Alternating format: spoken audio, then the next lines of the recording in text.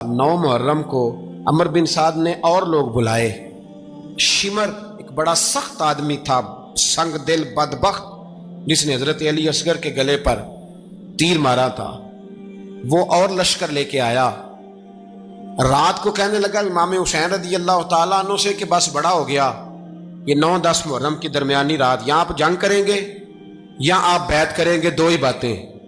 امام حسین اندر گئے، سیدہ زینب سے مشورہ کیا، باہر آئے، فرمایا بات وہی ہے جو پہلے دن والی ہے. او بھائی، بچے ساتھ ہو، صحرا کا علاقہ ہو، تپتی ہوئی ریت ہو، اتنے کٹھن اور سخت حالات، چاروں جانب موت ہی موت، دور دور تک اپنوں کا نام و نشان کوئی نہیں، اور اکیلے فیصلہ کرنے والے امام حسین، باقی سارے بچے ہیں یا عورتیں، سارے بڑے اکیلے. امام حسین رضی اللہ تعالیٰ عنہ نے فرمایا بھائی بیعت تو میں نہیں کرتا، باقی جو تمہارا پروگرام ہے. شمر اور ابن سعد کہنے لگے پھر جنگ کے لیے تیار ہو جائیں. کیا انداز ہے امام حسین کا. فرمانے لگے کل جنگ کروں گا، مجھے پتا تو ہے جنگ کا نتیجہ کیا نکلنا ہے، ایک رات مجھے دے دو تاکہ میں کھل کے اپنے رب کی عبادت تو کر لوں. حسین نے جانا ہے، مجھے پتا ہے کل رزلٹ 72 اور 22,000 کا کیا ایک رات مجھے دو، میں مالک سے راز نیاز تو کروں. میں گویا اس سے پوچھوں تو صحیح کہ مالک میرے والد بھی شہید ہیں، بھائی بھی شہید ہیں، نانا کو بھی دکھوں میں دیکھا ہے، تو اب میری باری ہے تو مالک میں حاضر ہوں، مجھے موقع تو دو، اس لیے کہ میرے نانا نے بدر میں بھی ساری رات عبادت کی تھی، صبح مجھے موقع دو. اور دنیا کا اصول ہے جب کوئی موقع مانگتا ہے تو دیا جاتا ہے. یہ دونوں کہنے لگے کوئی موقع نہیں. حر بن یزید پیچھے سے بولا، کہنے لگا نہیں، بدتمیزی نہ کرو، حسین کو موقع دو، تمہیں دینا پڑے گا. موقع دیا. حر بن یزید نے پھر منت کی، کہا حضور آپ مہربانی کریں مان جائیں. فرمایا ماننے والا کھاتا کوئی نہیں. فرمایا ماننے والا کھاتا، بولیے ماننے والا کھاتا. یہ بڑا مشکل کام ہے بھائی. ضمیر کا سودا اب تو عام ہو گیا، بازار لگتے ہیں، ریٹ لگتے ہیں، اپنی اپنی چاہتوں پہ لوگوں نے اپنے اپنے انداز سجائے ہوئے. کوئی آدمی بس اچھے طریقے سے نام لے لے تو بس ہم اس کے پیچھے چل جاتے ہیں. اب تو عام ہو گیا یہ معاملہ. امام حسین نے فرمایا ہو ہی نہیں سکتا، ممکن ہی نہیں ہے. ساری رات عبادت میں گزری، ریاضت میں گزری. تہجد کا وقت ہوا تو گھر والوں کو بلایا، فرمایا دیکھنا تمہاری سی کی آواز نہ باہر آئے، خبردار سی کی آواز نہ آئے. اور امام زین العابدین سے فرمایا تو بیمار ہے، تو جہاد نہیں کرے گا، لیکن خیال رکھنا پیچھے. اور بڑی قیمتی بات بتا رہا ہوں، ہماری بیویاں کسی کے گھر میت ہو جائے تو 4 دن بخار نہیں اترتا. امام علی مقام نے سیدہ زینب سے فرمایا تو بڑی ہے، میری بہن ہے، پیچھے سارے بچے ہیں، جوان ہیں، ان کے حوصلے تیری ذمہ داری ہیں. صبح جنگ کا طبل بجنے لگا، فجر کی نماز پڑھی، سورج چڑھا. 10 محرم کا دن، جمعے کا وقت. جناب سیدنا امام حسین رضی اللہ تعالیٰ عنہ نے ریت پر سجدے کیے، لمبے سجدے، لمبی نماز. سورۃ الشمس کی آیات دوسری رکعت میں پڑھی تو سارا کربلا گونجنے لگا. کیا انداز تکلم تھا امام علی مقام کا. نماز مکمل ہوئی تو حر بن یزید، عمر بن سعد اور شمر سے کہنے لگے واقعی حسین سے لڑو گے؟ پتہ نہیں کون ہے. قل لا اسألکم علیہ اجرا، تم نے نہیں پڑھا؟ الا المودۃ فی القربى، تمہاری آنکھیں بند ہیں. الحسن والحسین سید الشباب اہل جنہ، تمہیں نہیں پتا؟ کہنے لگا چپ کر، حکومت نظر آ رہی ہے.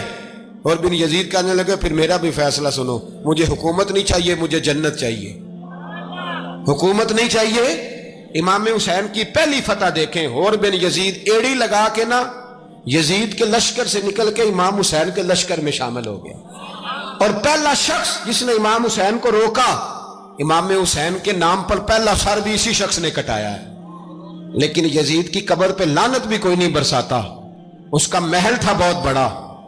لیکن جب لوگ کربلا میں امام حسین کو سلام کرنے جاتے ہیں تو قدموں میں حر بن یزید کا مزار بھی بنا ہوا، اس کو بھی سلامی دی جاتی ہے. اور اب ہم اکیلا حر بن یزید نہیں کہتے، ہم کہتے ہیں حر بن یزید رضی اللہ تعالی. اب ہم اتنی تعظیم کرتے ہیں اس حر کی. جناب امام حسین کو میدان میں کھڑا کیا گیا، جہاد کا طبل بجا، پہلے خدام آئے. اور سن لو، آج وہ پتہ نہیں بازاری سے لوگ چڑھ گئے اسٹیجوں پہ، بازاری سے، نہ چہرے پہ داڑھی ہے نہ سر پہ کوئی کپڑا ہے، بازاری لوگ ہیں، بھاگ رہے ہیں، بازو چڑھائے ہوئے ہیں، بٹن کھولے ہوئے ہیں، تماشا بنا دیا۔ سننے والوں کا بھی اللہ ہی حافظ ہے، وہ سٹیج پہ یہ اہل بیت کی شان بیان کرتا ہے، بھاگ کے ادھر جاتا ہے، یہ کوئی طریقہ ہے؟ سننے والوں کا بھی عجیب انداز ہے، ہر بندے کو سننے بیٹھ جاتے ہیں۔ دین مہذب ہے، تہذیب والا ہے، دلائل رکھتا ہے، دین وقار رکھتا ہے، ایسے لوگ اب دین بیان کریں گے؟ حضرت سیدنا امام حسین رضی اللہ تعالیٰ عنہ صبح جب جہاد کا وقت آیا، پتہ ہے کون کون تھے کربلا میں؟ امام حسین کے ساتھ امام حسین کے 4 بھائی تھے کربلا میں۔ کتنے؟ بول کے بتائیں۔ حضرت علی کے 4 بیٹے، عباس بن علی، جن کو حضرت عباس کہا جاتا ہے نا، علمدار، یہ حضرت علی کی دوسری زوجہ میں سے۔ عباس بن علی بھی تھے اور ابو بکر بن علی بھی تھے، عمر بن علی بھی تھے، عثمان بن، یہ حضرت علی کے بچوں کے نام ہیں۔ یہ آپ کے شہزادے امام حسین کے ساتھ شہید ہوئے، ان کا نام صرف اس لیے نہیں لیا جاتا کہ ان کا نام خلفائے ثلاثہ کے نام پہ، حضرت علی نے اپنے یاروں کے نام پہ رکھا ہے تو تم نے کربلا کے میدان سے خارج کر دیا۔ یہ تینوں شہزادے حضرت جناب سیدنا امام حسین کے ساتھ تھے، یہ بھی شہید ہوئے۔ حضرت جناب زینب امام حسین کی سگی بہن ہے، ان کے 2 بچے تھے، اون و محمد۔ جب امام حسین میدان میں جانے لگے تو جناب زینب بچوں سے کہنے لگی، نہ پہلے بھائی نہیں جائے گا، پہلے بھانجے جائیں گے۔ 2 بچے شہید ہوئے۔ حضرت قاسم بن حسن امام حسن کے بیٹے تھے، وہ جب میدان میں جانے لگے تو امام حسین نے کہا، نہیں بھائی تو نہیں جائے گا، تو میرے بھائی کی نشانی ہے، میں جاؤں گا۔ تو حضرت قاسم بن حسن نے ایک تعویذ کھول کے دیا کہ ابا جی میرے والد نے کہا تھا جب بڑی مشکل آ جائے تو تعویذ کھول کے دیکھنا، تو آج بڑی مشکل آئی ہے تو میں نے تعویذ کھولا ہے، تو یہ دیکھیں کیا لکھا ہے، یہ تو رکا ہے، تعویذ ہے ہی نہیں۔ جب کھول کے دیکھا تو اس پہ لکھا تھا، قاسم اگر حسین پہ کوئی کڑا وقت آ جائے تو بیٹا کے آگے آگے رہنا، اگر کڑا وقت میرے بھائی پہ کبھی آ جائے نا، دیکھنا اس کے آگے آگے چلنا، اسے حسن کی کمی نہ محسوس ہو، پائیاں جیا ساک نہیں کوئی جے وچ خار نہ ہوئے۔ سیدنا امام حسین پہلی دفعہ کربلا میں اس وقت روئے جب یہ رکا، آپ نے دیکھا تو فرمایا ٹھیک ہے، اگر حسن کی یہ وصیت ہے تو میں نے زندگی میں اگر ان کی ہر بات مانی ہے اب بھی مانوں گا، تمہیں اجازت ہے۔ جناب قاسم بن حسن 16 سال کا جوان جب میدان میں نکلے تو ہائے ہائے پتہ نہیں کہاں سے آ گئی ہے۔ امام قاسم بن حسن جب میدان میں نکلے تو تبری سے لے کر علامہ ابو الاسناد صاحب سب کو پڑھ کے تو دیکھو، 3 دن کی پیاس ہے، شدید آزمائش ہے، دکھ ہیں، تکلیفیں ہیں، پھر بھی پہلی دفعہ جب میدان میں گئے ہیں واپس آئے ہیں 19 لوگوں کو قتل کر کے واپس آئے ہیں۔ 19 لوگوں کو ایک بار میں حضرت ایسے ہی تماشا بنا دیا ہے۔ مظلوم تھے وہ تو رو رہے تھے، ہر مقرر یہ کہہ رہا ہے کہ وہ تو بار بار کہہ ابا پانی مل جائے، پانی آ جائے، ترس گئے۔ خدا کا خوف کرو، یہ دلیر لوگ تھے، ان کی باتیں آج بھی پڑھ کے دلیری پیدا ہوتی ہے، دلیری پیدا ہوتی ہے، دلیری۔ سناؤ قصہ خیبر کو، تمامی اپنے بچوں کو، علی کی داستان سن کے دلوں سے ڈر نکلتا ہے، علی کی داستان سن کے دلوں سے، یہ جو بچے ڈر رہے ہیں نا، وہ چمگادڑ آ گئی، کاکروچ آ گیا، یہ خوف نکل جائے گا اگر حضرت قاسم بن حسن کی بات سنیں گے۔ درجنوں لوگ آپ نے قتل کیے۔ ایک دفعہ آئے، کہا چاچا یزید کا لشکر تو بڑا ہی بزدل ہے، اگر چند قطرے پانی میرے حلق سے گزرے تو میں سارے کاٹ کے لے آؤں گا آپ کے پاس، چند قطرے۔ لیکن تھوڑی دیر گزری، عمر بن سعد کہنے لگا اکیلے اکیلے جاؤ گے تو علی کا پوتا ہے، یہ سب کو مار دے گا، اکٹھے جاؤ۔ چاروں جانب سے تیر برسے، ایک تیر لگا آ کے گردن کے پیچھے، بس جناب سیدنا قاسم بن حسن گھوڑے سے نیچے گرے تو جناب زینب حوصلہ کر کے آنسو سمیٹ کے کہنے لگی میں دیکھ رہی ہوں پردے کے پیچھے سے حسین میرے بھائی کا بیٹا گر گیا ہے، جا اسے اٹھا کے لا۔ حضرت امام حسین ان کو اٹھا کے لائے تو امام حسین نے سینے سے لگایا ہوا تھا تو ان کے پیر، ان کا قد لگتا تھا امام حسین سے زیادہ ہے، اٹھا کے لایا، لٹا دیا گیا۔ امام حسین کے اپنے بڑے بیٹے میدان میں نکلنے کو، علی اکبر نام ہے، جب جن لوگوں نے حضور کو نہیں دیکھا تھا وہ جب کہتے نا ہم نے نبی پاک کا دیدار نہیں کیا تو بتاؤ کس طرح کے تھے، تو بتایا جاتا تھا کہ جناب علی اکبر کا دیدار کرو، ہم شبیہ مصطفیٰ، اور جب وہ گلیوں میں نکلتے تھے تو عورتیں چھتوں پہ چڑھ جاتی تھیں۔ جناب علی اکبر رضی اللہ تعالیٰ عنہ تلوار لے کے میدان میں نکلے، جوان بیٹے دینے بڑے مشکل۔ او یارو رٹا کیا ہے یہ تو بتاؤ، کہ ظالم آدمی حکمران ہے یار، یہ رٹا ہے؟ ایک ظالم کا رستہ روکنا ہے؟ اس رٹے کے لیے ہم شبیہ مصطفیٰ جناب سیدنا امام علی اکبر میدان میں نکلے، بڑے لوگ مارے، بڑے، پھر ایک تیر ان کے بھی گلے میں لگا، اور جب وہ گرے نا زمین پہ تو حضرت امام حسین دوڑ کے آئے، دوڑ کے، اور جب تشریف لائے تو ان کے گلے سے تیر کھینچا تو ایک جملہ لکھا ہے صاحب تبری نے، اس نے حد کر دی، کہنے لگے تیر کھینچا تو امام حسین کی آنکھوں میں آنسو آئے، کہنے لگے کاش جناب ابراہیم آج میرے سامنے ہوتے تو میں انہیں کہتا کہ آپ نے تو بیٹا ذبح کرتے وقت آنکھوں پہ پٹی باندھی تھی، دیکھو میں کھلی آنکھوں سے بچے ذبح کر رہا ہوں، کھلی آنکھوں، کاش جناب ابراہیم خلیل ہوتے تو انہیں کہتا۔ جناب علی اکبر بھی شہید ہوئے۔ حضرت علی اصغر کو تو اچانک اٹھایا تھا امام حسین، باہر نکلے تو گردن پہ تیر لگا تو 6 مہینے کا بچہ وہ بھی شہید ہوا، خون اچھالا آسمان کی طرف تو کہا مولا دیکھ لے، میں نے 6 مہینے والا بھی نہیں بچایا، وہ بھی دے دیا ہے۔ پھر حضرت عباس کو بیٹیوں نے کہا کہ اب نہ، کچھ کہتے ہیں پہلے شہید ہوئے، کچھ نے لکھا بعد میں، اب ہم سے پانی کے بغیر نہیں رہا جاتا، تو جناب عباس پانی کا مشکیزہ لے کے نکلے، باہر نکلے، ایک ہاتھ کٹا، دوسرے پہ مشکیزہ وہ بھی کٹا۔ دیکھ لو میں پس منظر پہ ہوں ابھی تک، میں بتا رہا ہوں کہ جہاد کس کے خلاف تھا؟ ظالم حکمران کے خلاف، ظالم کافر کے خلاف نہیں، مشرک کے خلاف نہیں۔ حضرت امام حسین رضی اللہ تعالیٰ عنہ نے ہر جگہ ایک ہی بات کی کہ یزید شرابی ہے تو بچے کٹوا دوں گا، شرابی کو ووٹ، یہ ایک نہیں، ہر کتاب میں یہی لکھا، ہر کتاب میں، اور ہر مسلک کی کتاب۔ یزید چونکہ مجرے دیکھتا ہے، رنڈیوں کا ناچ دیکھتا ہے، بچے کٹوا دوں گا، اس کے ہاتھ میں ہاتھ۔ امام حسین نے فرمایا چونکہ اللہ کی حدوں کو توڑتا ہے، حقوق اللہ پامال کرتا ہے، حدود اللہ، بچے کٹوا دوں گا لیکن اس کے ہاتھ میں ہاتھ۔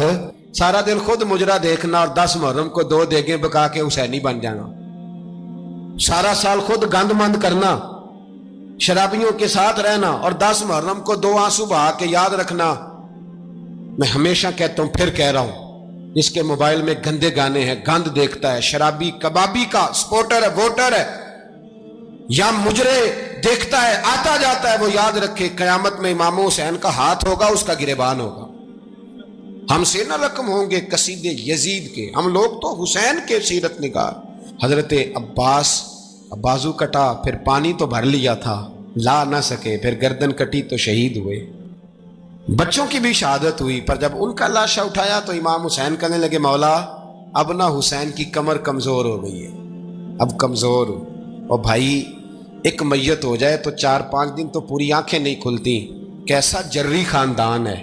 تھوڑی دیر گزری تو امام علی مقام نے پٹکا باندھا، سر پہ دستار باندھی، مولا علی کی تلوار پکڑی، نبی پاک کا امامہ باندھا، اور گھوڑے پہ سوار ہوئے تو کہنے لگے زینب گھر تیرے حوالے اور میں اللہ کے حوالے، گھر تیرے حوالے اور میں۔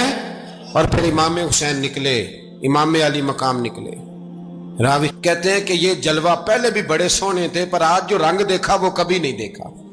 کیا انداز تھا، جدھر جاتے نعرہ لگاتے تو حد ہو جاتا۔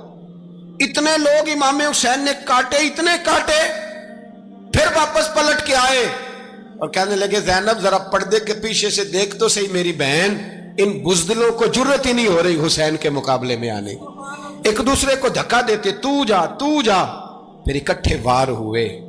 یہ کون ہے کٹا ہوا، لباس ہے پھٹا ہوا، یہ بال یقین حسین ہے، نبی کا نور عین ہے۔ پھر چاروں جانب سے تیر برسے تو امام علی مقام چونکہ نماز کا وقت ہو گیا تھا، اترے گھوڑے سے، خون بہ رہا تھا، گرم ترین ریت سے تیمم کیا، سر سجدے میں رکھا، اور جب شمر آپ کی گردن کاٹنے لگا تو کہنے لگے ٹھہر جا ذرا رب سے ایک بات کر لینے دے۔ اور پھر بولے امام حسین، کہنے لگے مالک تو اب بتا کہ حسین سے راضی ہے کہ ناراض ہے، تو بتا۔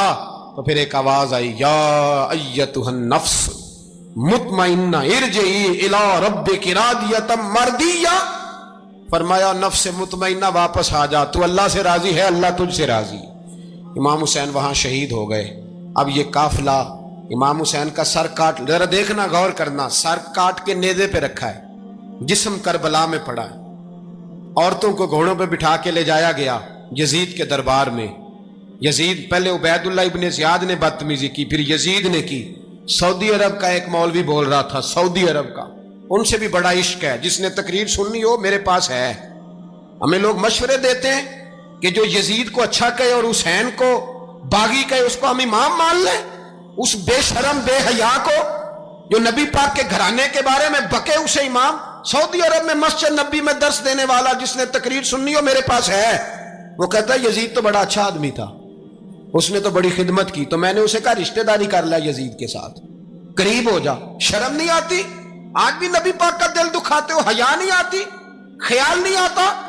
और लोग घर में बैठ के बातें करते हैं, कहते हैं जी जो बैतुल्लाह में हो वो भी बुरा हो सकता है। बैतुल्लाह में तो 360 बुत भी थे, वो अच्छे थे। मदीने में तो 360 मुनाफिक भी रहे, पूरी सूरह मुनाफिकून नाज़िल हुई, वो अच्छे थे। अजीब तमाशा बना दिया लोगों ने मजहब का। कहता है यजीद ने तो बड़ी खिदमत, तो उबैदुल्लाह इब्ने ज़ियाद ने कत्ल किया। बेशर्मो, अगर उबैदुल्लाह इब्ने ज़ियाद ने भी कत्ल किया था तो हुकूमत किसकी थी? तो फिर यजीद ने उबैदुल्लाह इब्ने ज़ियाद को सजा क्यों नहीं दी, बल्कि एक जगह 2 गवर्नरियां दी उसको? ये हाल किया। बल्कि सुनो कि यजीद छड़ियां मार रहा था, छड़ियां। इमाम हुसैन के लबों पे तो नुमान बिन बशीर सहाबी थे, बोल पड़े, कहने लगे ओ यजीद बदबख्त, हाथ पीछे उठा, मुझे अल्लाह की इज्जत की कसम, मैंने सैकड़ों बार नबी पाक को इन होंठों को चूमते देखा है। हजरत जनाबे ज़ैनब औरतों के मजमे में पीछे होके बैठी हैं। यजीद के पास जब पहुंचा लश्कर तो यजीद कहने लगा देखो अल्लाह ने मुझे इज्जत दी और मेरे मुखालिफों का क्या हाल हुआ। तो बीबी ज़ैनब बोल पड़ी, इतने सदमे सहे पर आवाज तवाना है, जानदार है, जानदार। हमारा किसी बंदे से जायदाद का रट्टा नहीं, हम तो चाहते हैं उम्मत इकट्ठी हो जाए, लेकिन जो बंदा नबी पाक की माँ को दोज़खी कहे, हुजूर के बाप को जहन्नमी कहे, यजीद को अमीरुल मोमिनीन कहे, उसके साथ इत्तफाक़े राय कर लिया जाए, ये मजहब हमारी समझ में नहीं आता, बिल्कुल नहीं आता, कतई नहीं हमारी समझ में आता। कैसे इत्तेहाद कर लिया जाए? यहां तो मेरे भाई जो हमारे अब्बा का मुखालिफ हो उससे इत्तेहाद नहीं होता, और जो नबी पाक के वालिद को दोज़खी कहे उससे इत्तेहाद हो जाए। कहते हैं जी वो जी इतनी फिरका वारियत हो गई, हम किस मस्जिद में जाएं? 60 पार्टियां पाकिस्तान में रजिस्टर्ड हैं जो इलेक्शन लड़ती हैं। कभी किसी बंदे को टेंशन नहीं हुई कि किसके पास जाएं किसके पास ना जाएं, कभी नहीं को बोला कि अब वो भी खड़ा हो गया, वो भी, कोई टेंशन नहीं। मजहब की बारी टेंशन हो जाती है, इतना बड़ा मजहब होता है भाई, गलत बंदे भी आ ही जाते हैं बीच में, थोड़ा पहचान के चलना पड़ता है सही कौन है और गलत। और यही तो हमें इमाम हुसैन ने बताया है कि मजहब के अंदर ही तुमने शनाख्त करनी है कि बंदा ठीक कौन है और बंदा गलत। यही तो करबला है, यही तो इमाम हुसैन ने बताया, कुफर इस्लाम नहीं, हक और बातिल। तो समझिएगा, हजरत सैयदा ज़ैनब ने जब सुना ना कि ये कह रहा है कि मुझे अल्लाह ने इज्जत दी, तो जनाब ज़ैनब बोली, नुमान बिन बशीर कहते हैं बीबी बोली, इतने सदमे हैं पर जनाब ज़ैनब बोली अल्लाह अकबर, इस अंदाज में बोली कि पहले कुरान मजीद की आयत पढ़ी, कहने लगी वतुइज़्ज़ु मन तशा वतुज़िल्लु मन तशा बियदिकल खैर इन्नका अला कुल्लि शैइन कदीर। और फिर कहने लगी यजीद तू बकता है, कहता है कि तू इज्जत वाला हो गया, ये तेरी हुकूमत है, 4 दिन गुजरने दे, तुझ पे कोई लानत भी नहीं बरसाएगा, और मेरे भाई का कयामत तक मिंबरों में और खुतबों में जिक्र हुआ करेगा, वक्त गुजरने दे। जब जनाबे बीबी ज़ैनब बोल रही थी तो हुजूर के एक नबीना सहाबी पास बैठे थे, जनाबे नुमान बिन बशीर का हाथ हिलाया, हिला के कहने लगे क्या अली आ गए? तो अली की आवाज लगती है, जिब्रील अमी बोल रहे हों जैसे, हिकमत के गोहर रोल रहे हों जैसे, दरबार दमिश्क में बीबी ज़ैनब का खिताब, मिंबर पे अली बोल रहे हों जैसे। मेरे भाई बस करबला वाला काफिला तो मदीने पहुंच गया, 3 साल यजीद ने हुकूमत की, शराबें आम हो गई, मक्के पे हमला हुआ, खाना काबा का गुलाफ जला, मदीने पे उसने हमला किया, 3 दिन मस्जिद नबवी में उसने घोड़े बांधे, मस्जिद नबवी में सहाबा को निकाल के अपना उसने इमाम मुकर्रर किया, लेकिन फिर उम्मत ने उसे कबूल न किया, फिर वो रुसवा हुआ और आज तक वो रुसवा है। लेकिन इमाम हुसैन का नाम कल भी जिंदा था और आज भी درس یہ ہے، درس یہ ہے، پیغام یہ ہے، پیغام یہ ہے۔ یاد رکھو موت تیزی سے آ رہی ہے، ہمارے ساتھ والے دائیں بائیں والے سب چلے گئے، اسی طرح نمبر لگے گا، ایک دن اعلان ہوگا۔ ضمیر کے قیدی بن کے زندگی نہ گزارو، بالکل نہ گزارو۔ یہ تھوڑی سی زندگی ہے دنیا سجن المومن، حق بات کرو، حق پہ ڈٹنا سیکھو، دین سمجھو۔ خبردار رسول پاک صلی اللہ علیہ وسلم کے دین میں ظالم، جابر، فاسق، فاجر کی کوئی گنجائش قطر نہیں ہے۔ اپنے آپ کو سمیٹو، اپنے آپ کو سنبھالو، دین میں اپنا کردار ادا کرنے کی کوشش کرو۔ دین طلب کرتا ہے ہم سے کہ ہم نے دین کو کیا دیا ہے۔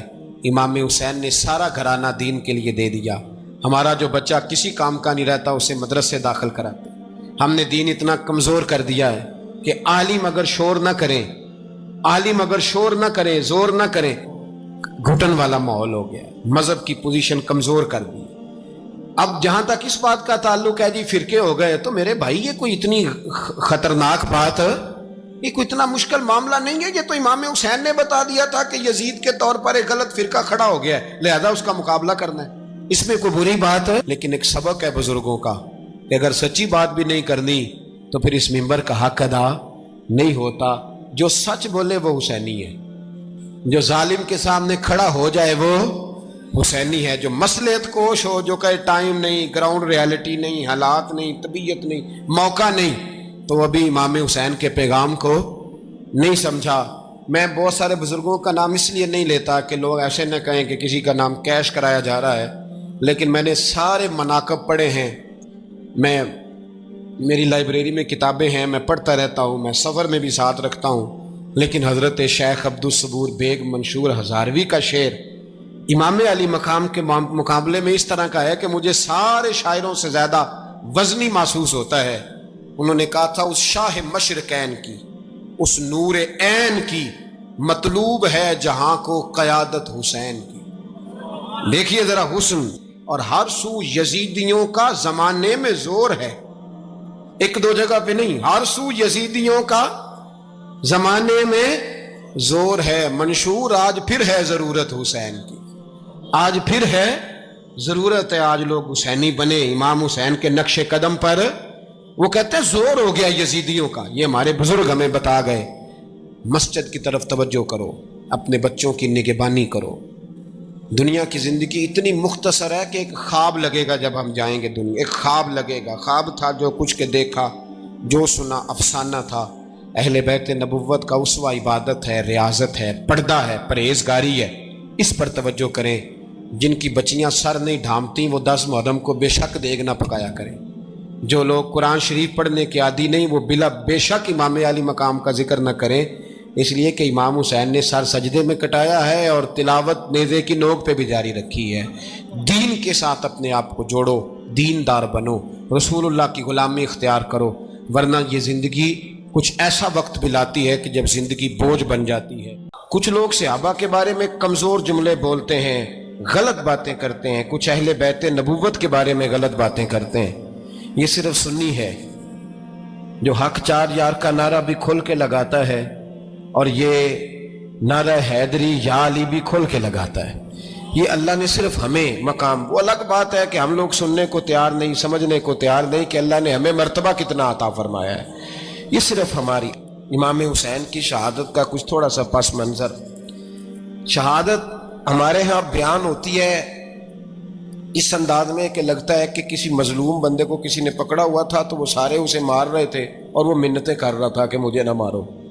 اتنی ہائے ہائے کی جاتی ہے کہ محسوس ہوتا ہے کہ امام علی مقام بڑے پریشان تھے کہ کسی طریقے سے، اور ان کا خاندان بڑا تکلیف میں تھا کہ جلدی کہیں کربلا سے نکل جائیں۔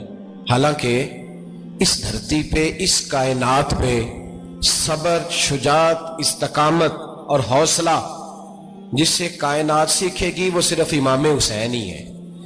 اتنے بڑے صابر آدمی کے بارے میں اس طرح کا رویہ اختیار کرنا کہ وہ تو گویا اس طرح کر رہے تھے کہ بس کسی طریقے سے میری معذرت، تو یہ امام حسین کی مظلومیت سنا کے لوگوں کو اس طرح کا کر دیا جاتا ہے، یہ انداز بتایا جاتا ہے کہ شاید واقعہ کربلا رونے دھونے کا نام ہے، حالانکہ بات یہ نہیں ہے۔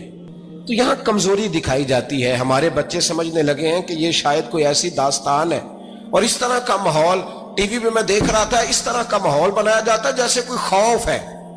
یعنی واقع کربلا کوئی ایسا واقعہ جسے دیکھ کے خوف طاری ہو جائے، بچے راتوں کو ڈرے.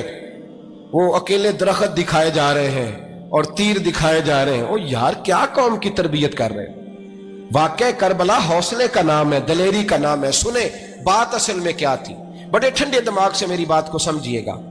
حضرت مولا علی شیر خدا کے بعد مسلمانوں کے متفقہ امیر بنے تھے حضرت امیر معاویہ.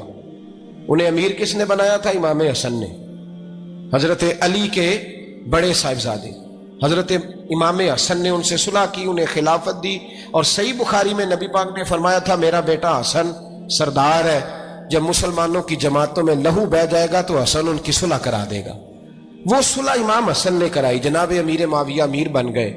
حضرت امیر معاویہ رضی اللہ تعالیٰ عنہ بڑا پیار کرتے تھے نبی پاک سے، بڑا احترام کرتے تھے حضور کے خاندان کا. ان کی جو اجتہادی خطائیں ہیں وہ اپنی جگہ پہ موجود ہیں. چونکہ امام حسن نے ان سے صلح کر لی، لہذا ہم بھی ان کے بارے میں کوئی جملہ کہنے کے مجاز، ہماری مجبوری امام حسن ہے. اس لیے کہ جسے امام حسن صحیح کہے پھر امام حسن کے ماننے والے کو اسے غلط نہیں کہنا چاہیے.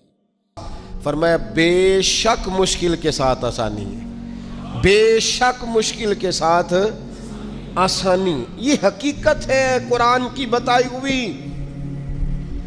اس لیے جہاں جہاں بھی مشکلات ہیں وہ سمجھ لیں کہ بڑی جلدی یہ مشکلات دروازہ بنے گی، اور جیسے ہی دروازہ کھلے گا سامنے آسانیاں نظر آئیں گی. حضور غوث اعظم رضی اللہ تعالیٰ عنہ، شیخ عبد القادر الجیلانی رضی اللہ تعالیٰ عنہ فرماتے مجھ پر سخت مشکلات آئیں، یہاں تک کہ بھوک کی وجہ سے، شدت بھوک کی وجہ سے میں زمین پر لیٹ گیا، اور ذرا میں پریشان ہونے لگا تھا کہ خود بخود میری زبان پر یہ آیتیں جاری ہو گئیں، فَإِنَّ مَعَ الْعُسْرِ يُسْرًا، إِنَّ مَعَ الْعُسْرِ يُسْرًا. فرمایا میں آیتیں پڑھ رہا تھا، اٹھ کے بیٹھا، چلنے لگا، کام میں لگ گیا، چند ہی دنوں میں اللہ نے ساری مشکلات کو آسان فرما دیا. یہ حقیقت ہے. اس حقیقت کو کبھی جھٹلانا، گھٹن جتنی زیادہ ہو ہوا پھر اتنی. مسلمانوں نہ گھبراؤ، خدا کی شان باقی ہے، ابھی اسلام زندہ ہے، ابھی قرآن باقی ہے. یہ جتنی مشکلات ہیں یہ اپنے پہلو میں آسانیاں لے کے آیا کرتی. میں جس زمانے میں بڑی سخت تکلیف کا شکار تھا تو میری والدہ بڑے دبے لفظوں میں کبھی کبھی ماتھا چوم کہتی پتر اللہ نے اتنا دینا ہے سانبے ہی نہیں جانا. تو وہ چلے سادے لوگوں کا جملہ ہے، اور اس جملے کے اندر ابھی بھی اتنے معاملات ہیں یہ کنٹرول کے، انتظامات کے، میں واقعی نہیں سنبھال سکتا. وہ کئی سارے لوگ ملیں تو تب سنبھالے جاتے ہیں. بھائی ہر مشکل اپنے دامن میں آسانی رکھتی ہے. ڈسٹرب نہ ہو، مینٹلی طور پر پریشان نہ ہو. جیسے ہی مشکل آئے قرآن کا یہ فیصلہ ہے کہ وہ اپنے ساتھ آسانی لے کے آئے گی. اور ایک اور حقیقت بھی اچھی طرح سمجھ لیں،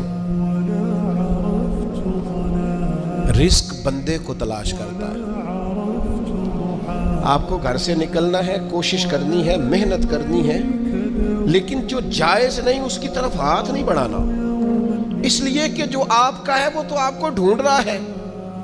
بس آپ نے کوئی کاروبار شروع کیا نہیں، تھوڑی سی محنت کی نہیں، تو وہ جو آپ کا رزق ہے نا وہ آپ کو تلاش کر رہا ہے، وہ ڈھونڈ رہا ہے، وہ آپ تک پہنچ جائے گا.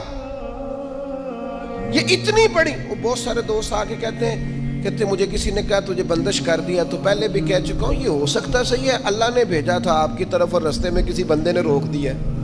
یہ کیسے ہو سکتا ہے؟ اتنی کمزور بات کیسے کر سکتا؟ اللہ نے بھیجا تھا بندے نے بندش کرا دی، یہ کیسے ہو سکتا ہے؟ کوئی بات کو سمجھیں، بھیجنے والا مالک ہے. سنیں رسول اللہ صلی اللہ علیہ وسلم کا اتنا قیمتی فرمان. غربت کے ہاتھوں پریشان ہونے والے اور یہ کہنے والے کہ کئی کاروبار شروع کیے ہیں میرا چلتا نہیں، جو قدم آگے رکھتا ہوں پیچھے جاتا ہے، وہ یہ اس حدیث کو ذرا سنیں اور اپنے ذہن سے ان ساری آزمائشوں کو نکالیں. اللہ کے پیارے رسول علیہ السلام نے فرمایا رزق بندے کو اسی طرح تلاش کرتا ہے جیسے موت بندے کو تلاش کرتی ہے. یہ جہاں بھی ہو، جس مقام پہ بھی ہو، جب وقت آتا ہے تو موت پہنچ جاتی ہے نا. تو جب خدا کا ارادہ کرم ہوتا ہے تو رزق بھی پہنچ جاتا ہے. آپ محنت جاری رکھیں, کاروبار کرتے رہیں, جدوجہد کرتے رہیں, جو آپ کا ہے وہ آپ تک پہنچ جائے گا. اپنی زندگی میں حقیقت پسند بنے. یہ ایسے ہی دوسروں کے پیسوں پر موج کرنے کا ارادہ ترک کر دیں. کسی اور کے گھر جا کے پیٹ بھرنے کا خیال اپنے دل سے نکال دیں. حقیقت پسند بنے. جو آپ کا ہے وہ انشاءاللہ. حضرت مولا علی شیر خدا رضی اللہ تعالیٰ عنہ نے نا ایک انار اللہ کے بارگاہ میں کسی غریب کو دیا انار. تو آپ فرماتے تھے مجھے اس کے بدلے 10 آئیں گے, چونکہ قرآن کہتا ہے ایک کے بدلے 10. تو دروازے پہ ایک شخص آئے دینے کے لیے, وہ دیا آپ نے, تو ایک شخص صاحب انار لے کے آئے, تو انہوں نے مولا علی شیر خدا کو 10 دیے. آپ فرمانے لگے یہ نہیں ہمارے.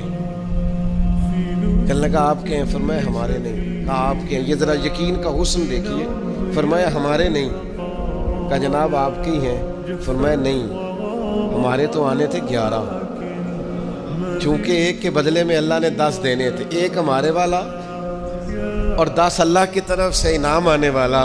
اس شخص نے جیب میں ہاتھ ڈالا, کہنے لگے اے شیر خدا آپ کے یقین کامل پہ بھی قربان جاؤں, میں 11 ہی لایا تھا, بس دیکھ رہا تھا شیر خدا کیا فرماتے ہیں. آپ کا یقین, آپ کا اللہ کی ذات پر بھروسہ, کیا خوبصورت انداز ہے. محنت تو کی ہے کسی کے گھر میں, مزدوری تو کی ہے کسی کے ہاں, نوکری تو کی ہے کسی کے ہاں, لیکن وہ کی کسی بندے کے ہاں ہے. رزق بارہ اللہ عطا کرے. میرا خیال ہے اگر یہ ذہن بن جائے تو یہ جو ہم روز شکوے کرتے ہیں نا, فلانا ظالم ہو گیا, فلانا جابر ہو گیا, فلانا فاسق ہو گیا, اگر کوئی ہے تو ظاہر ہے وہ اپنے جرم کی سزا پائے گا, لیکن ہم اس آزمائش سے بھی باہر آ جائیں. زندگی حقیقت پسندوں والی گزاریں. خیالات کی دنیا, خوابوں کی دنیا, لوگوں پر بھروسہ, بندوں سے امیدیں, مخلوق خدا پر توجہ, اتنے مل جائیں گے, اتنے آ جائیں گے, فلانا اتنی مہربانی کر دے گا. ان ساری جو ہماری حقیقت پسندی سے دوری ہے, اس ساری چیز, یہ ساری خوابوں کی دنیا ہے. آپ حقیقت کی دنیا میں آئیں, زمین پر آئیں. کبھی بھی وہ کسی نے کہا تھا محبت کو سمجھنا ہے تو نہ سے خود محبت کر.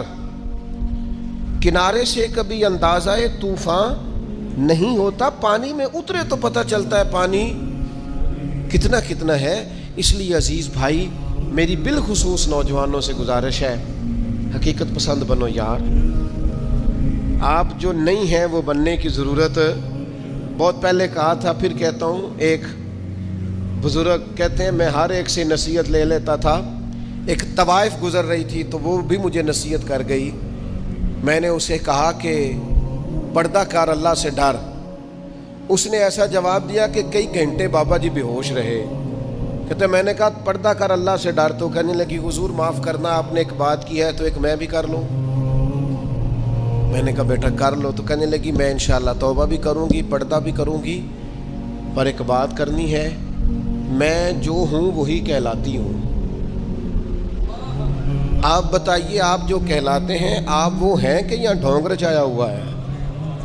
سچ بتائیں. لوگ تو آپ کو ولی اللہ مانتے ہیں, درویش, صوفی, فقیر, خدا ترس مانتے ہیں. آپ نے ڈھونگ رچایا جہاں آپ ہیں بھی. فرماتے اللہ اکبر کا اور بے ہوش ہو کے زمین پہ گر پڑا, اور پھر میں اسے ڈھونڈتا رہا. زبان خلق کو نکارائے خدا سمجھو. او بھائیو, حقیقت پسند بنو. یہ جو ہم نے بہانے بازی اپنے ساتھ لگائی ہوئی ہے, اپنے ساتھ دھوکہ کرنا چھوڑ دو, اپنے آپ کے ساتھ ظلم چھوڑ دو, اپنے آپ کے ساتھ زیادتی چھوڑ دو, اپنے آپ کے ساتھ جان بوجھ کر خوش فہمیوں میں زندہ رہ کر عمل سے دور ہونا اور اپنے لیے معاذ اللہ قیامت کی سزائیں اکٹھی کرنا, اسے چھوڑ دو. حقیقت حال پر میں, اللہ مجھے معاف کرے, خدا نہ کرے میرے منہ سے کوئی ایسی بات نکلے. یہاں لوگ بچے داخل کرانے آتے ہیں, کہتے ہیں یہ بچہ داخل کر لیں, حفظ کرا دیں, ہماری بخشش کا ذریعہ بن جائے گا. تو میں کہتا ہوں آپ کی ابھی 35-40 سال 45 سال عمر ہے, آپ اپنی بخشش کے لیے خود تیاری کیوں نہیں کرتے؟ یہ بچہ آپ کی بخشش کے تو کرائے گا, حدیث میں موجود ہے. لیکن میرے بھائی یہ کیا بات ہوئی, آپ نہ جائز دیکھیں نہ ناجائز دیکھیں, نہ نماز کا خیال کریں نہ حدود اللہ کا خیال کریں, اور آپ نے ذہن بنا لیا ہے کہ بچہ داخل کرا دیا تو بخشا دے گا. اور وہ جو بخشانے والی بات ہے نا مشکات میں، اس کے بھی لفظ کیا ہے؟ فرمایا جو قرآن مجید کو پڑھے اور قرآن کے حلال کو حلال جانے اور حرام کو حرام جانے، وہ اپنے خاندان کے 10 بندے لے کر جنت میں جائے گا۔ میں انکار نہیں کرتا، یہ بہت بڑی بشارت ہے، حافظ بندے جنت میں لے کے جائیں گے۔ اور اعلیٰ حضرت نے لکھا ہے عالم دین کے شاگردوں کی تعداد آسمان کے تاروں کے برابر بھی ہوئی تو اللہ عالم کی سفارش ان کے حق میں قبول فرمائے گا۔ یہ بات درست ہے، پر یہ کہ آپ بھروسہ کر کے بیٹھ گئے۔ حضرت ابو ہریرہ رضی اللہ تعالیٰ عنہ نے کہا تھا حضور جو کلمہ پڑھے گا جنت میں جائے گا، تو یہ روایت میں بیان کر دوں تو حضرت عمر قریب تھے، عرض کی حضور اس طرح تو لوگ عمل کرنا چھوڑ دیں گے۔ تو حضور نے فرمایا ابو ہریرہ رہنے دو، ان کو وہی باتیں بتاؤ جو عمل کے قریب کریں۔ بڑی خوش فہمیاں ہیں، نا عاقبت اندیشیاں ہیں۔ کبھی کبھی لوگوں کی باتیں سن کے ہم حیران ہو جاتے ہیں کہ یار چھوڑ دیں، آپ حقیقت پسند بنیں، حقیقتوں کا سامنا کریں۔ ہم دیہاتی لوگ ہیں، ہم دیہاتوں میں دیکھتے تھے لوگ شادی بیاہ کے موقع پر قرض اس بنیاد پر اٹھا لیتے تھے کہ مجھے اتنی سلامی بھی تو کٹھی ہو جائے گی نا، لیکن قرض تو کٹھا ہو جاتا تھا پر سلامیاں کٹھی نہیں ہوتی تھی۔ اس کا لازمی نتیجہ پریشانی، آزمائش، مطالبہ کرنے والوں کی سختی، قرض کے نیچے دبا ہوا انسان، یہ اس کا لازمی اور فوری نتیجہ نکلا کرتا تھا۔ میرے بھائی حقیقت پسند بڑھیں۔ سب سے پہلے اور سب سے بڑی اس حقیقت کو سمجھ لیں کہ اس کائنات کا خالق اللہ تعالیٰ، یہ سب سے بڑی حقیقت ہے۔ اس حقیقت کے سائے میں جو لوگ زندگی گزارتے ہیں وہ لوگ کبھی بھی دشواریوں کا شکار نہیں ہوتے، کبھی بھی الجھاؤ کا شکار نہیں ہوتے۔ سب سے بڑی حقیقت یہ ہے کہ اللہ ہمارا رب ہے، خالق ہے، مالک ہے، رازق ہے، اور پھر سب سے بڑھ کر رحمان ہے اور رحیم ہے، پھر سب سے بڑھ کر غفار ہے اور ستار ہے۔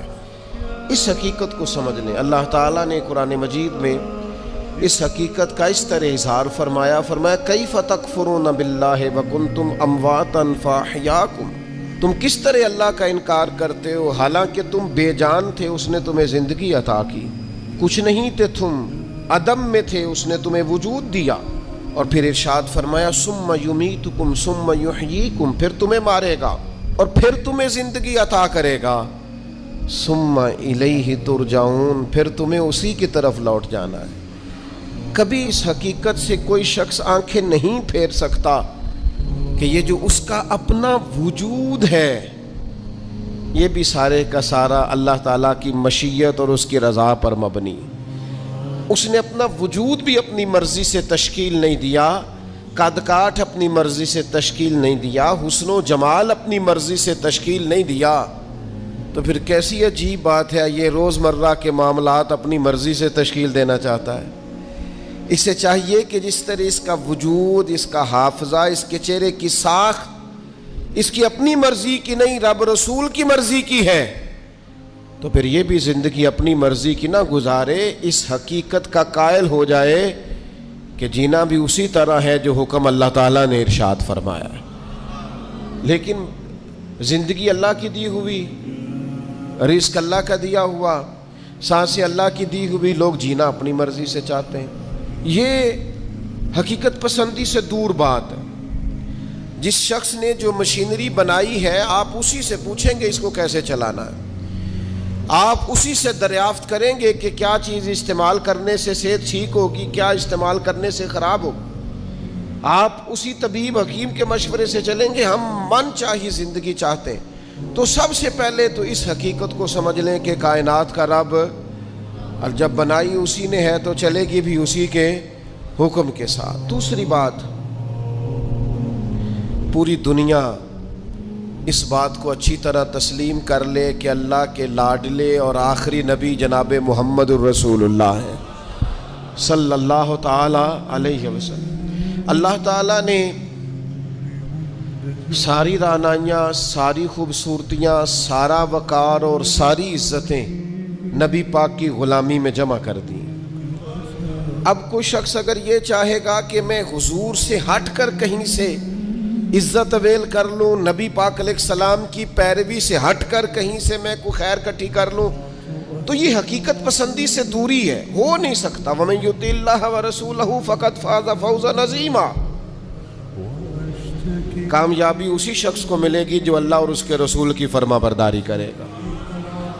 یہ کائنات کی سب سے بڑی حقیقت ہے کہ ساری کامیابیاں، سارا حسن، سارا کمال، ساری خوبصورتیاں حضور کی سنت اور شریعت سے وابستہ ہیں۔ ہم جتنا مرضی نئے دور کا فیشن اوڑھ لیں، جتنا مرضی بھاگ لیں، جہاں تک ہماری رسائی ہے ہم جا لیں، لیکن حق اور سچ یہی ہے کہ قُلْ إِن كُنتُمْ تُحِبُّونَ اللَّهَ فَاتَّبِعُونِي يُحْبِبْكُمُ اللَّهُ۔ اللہ کہتے ہیں محبوب ان سے فرما دیں اگر یہ رب سے محبت کرنا چاہتے ہیں تو آپ کی غلامی کریں، اللہ انہیں اپنا محبوب بنا لے گا۔ سب سے بڑی حقیقت یہ ہے۔ دوسری بات جو بڑی سمجھنے والی ہے اور غور کرنے والی ہے اسی سے وابستہ، کہ یہ بھی کائنات کی سب سے بڑی حقیقت ہے کہ نبی کریم اللہ کے آخری نبی ہیں۔ ما کان محمد ابا احد من رجالکم ولکن رسول اللہ وخاتم النبیین۔ محمد صلی اللہ تعالی علیہ وسلم مردوں میں سے کسی کے باپ نہیں ہیں، لیکن اللہ کے رسول ہیں اور نبیوں میں سب سے آخری ہیں۔ سورج اپنی جگہ چھوڑ سکتا ہے، چاند اپنی جگہ بدل سکتا ہے، ستارے زمین پر آ سکتے ہیں، اس زمین کا سارا نظام بدل سکتا ہے، پر رسول پاک کے بعد کوئی نبی نہیں آ سکتا۔ یہ طے شدہ حقیقت ہے۔ آج جو لوگ قادیانیوں کے بارے میں، مرزائیوں کے بارے میں اپنے دلوں میں نرم گوشے پیدا کرتے ہیں اور وہ روغن خیالی کا مظاہرہ کرتے ہیں، وہ اچھی طرح سمجھیں کہ کائنات کی سب سے بڑی حقیقت یہ ہے کہ رسول پاک آخری نبی ہیں، اور اس حقیقت سے کوئی انکار کر سکتا